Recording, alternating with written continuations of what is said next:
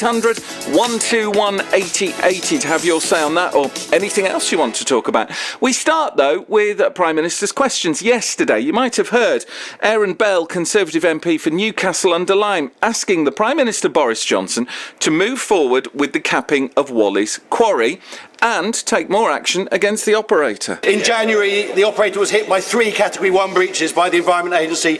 My constituents are utterly sick of it. It's been going on for far too long, Prime Minister. We need to see tougher enforcement. We need to see the permit taken away. What hope can you give my constituents? How can we stop the stink?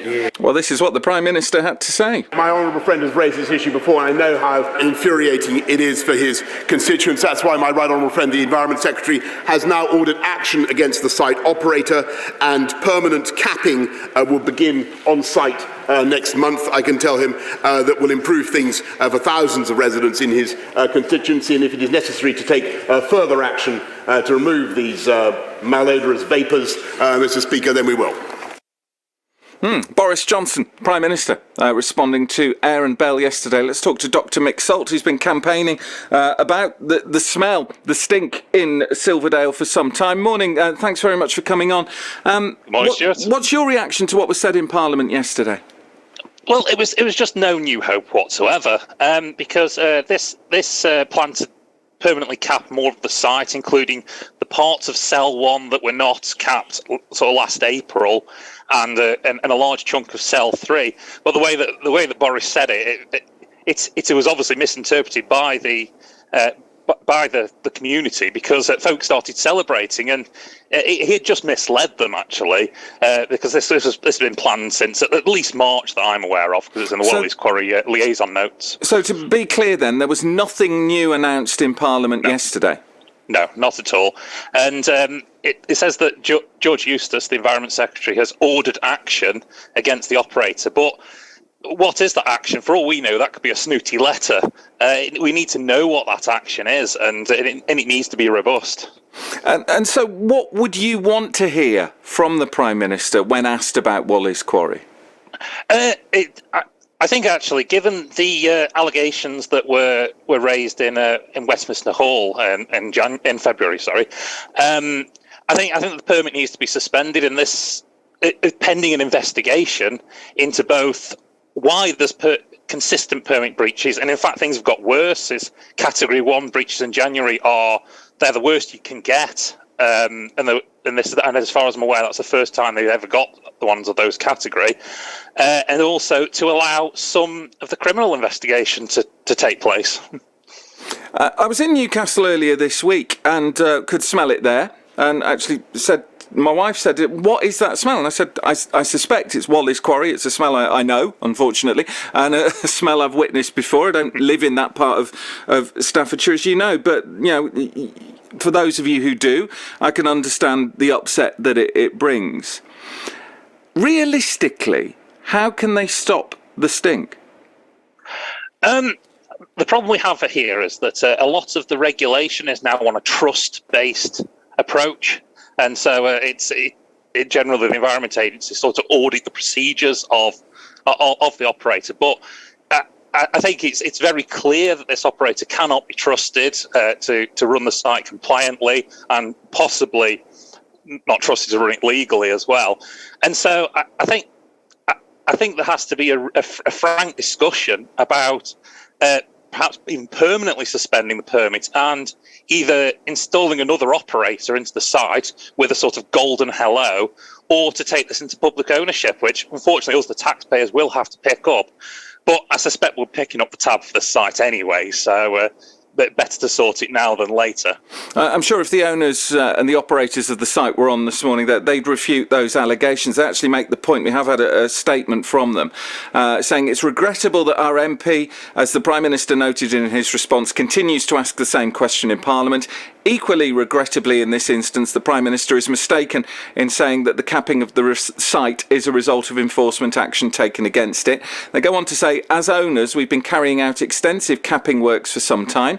This will continue until they're complete at the end of next month. The only recent interruption to this work has been when the protesters, whose case Mr Bell espouses, prevented lorries and their crews from entering the site to continue these works. Mr Bell is, of course, welcome to come and see these works for himself from the inside whenever, rather than standing outside with protesters. We'll put that invitation to Mr. Bell when we speak to him. What about this idea, this sort of allegation, if you like, that protesters have stopped the capping by blocking the gates?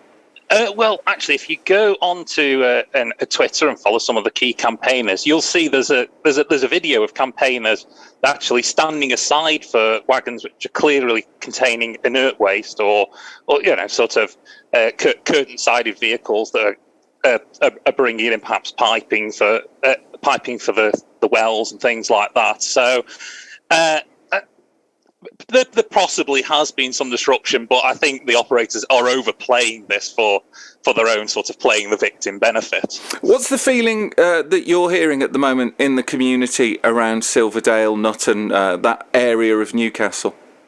Well, it's just completely aghast that all the authorities that are supposed to protect us, from government, DEFRA, the Environment Agency, just don't appear to be doing enough. And in fact, this has kind of spilled over into local politics. And there's 3 independent candidates standing who are, they are Stop the Stink campaigners, because they're just fed up. They want to see something done, and they want to get a seat at the table to start making things happen.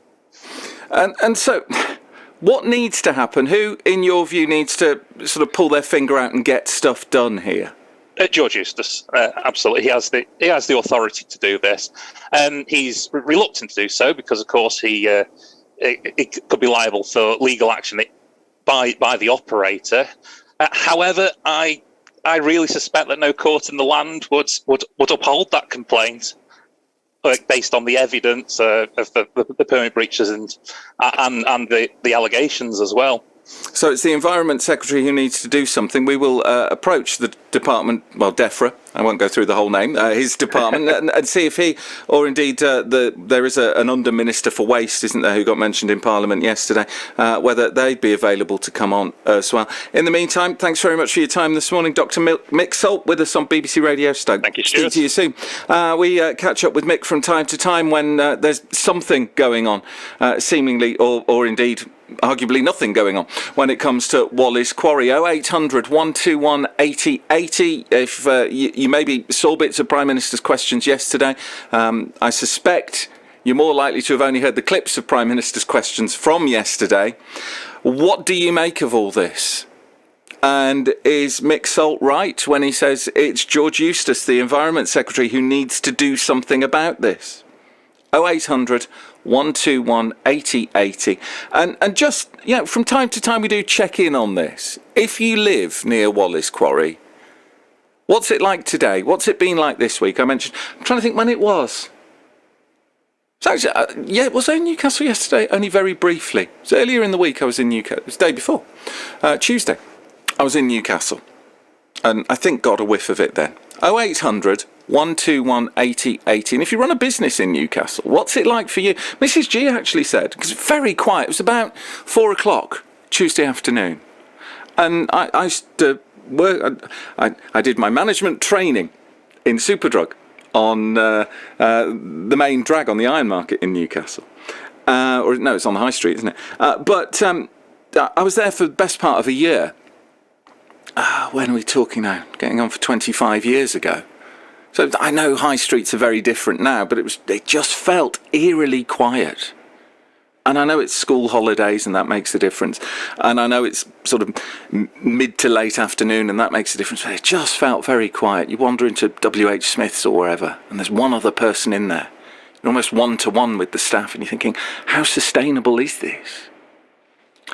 And Mrs. G said, is the stink keeping people away from town? I'm like, I don't know, but you might imagine it might do. I don't know. Tell me. 0800 121 80 80. UK's entry for Eurovision.